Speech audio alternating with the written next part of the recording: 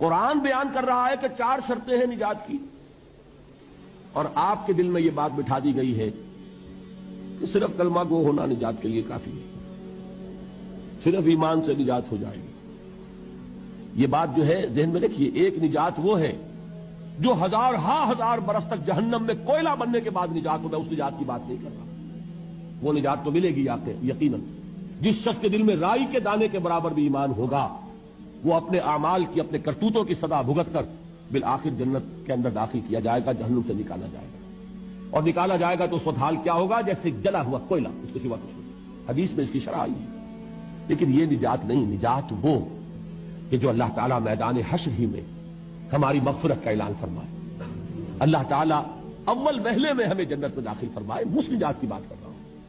وہ نجات جان لیجئے محض کلمہ گو ہونے کی بدولت نہیں ملے گی۔